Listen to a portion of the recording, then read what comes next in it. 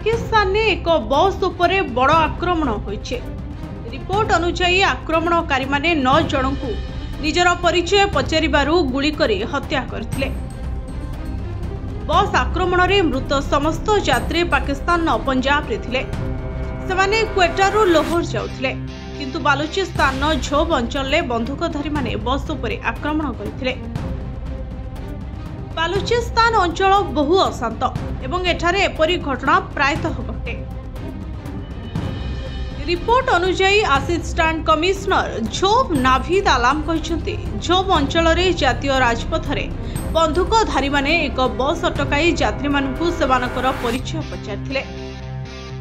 एहा परे 9 जन को गुली करी हत्या कर देथिले। नाभिद आलाम कहते समस्त यात्री पंजाब रो विभिन्न अंचल थिले। मृत देह गुड़ी को पोस्टमार्टम पाई पठा जायछे। एपर्यंत कौनसी संगठन बस आक्रमण घटना रे निजकु दायी करिनाहते।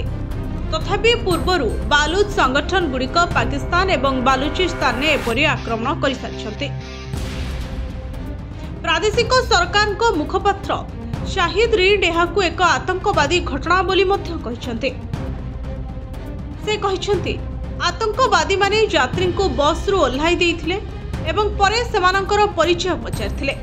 सेमाने 9 जन निर्दोष लोकों को हत्या करथिले। Bureau report STTV Odia.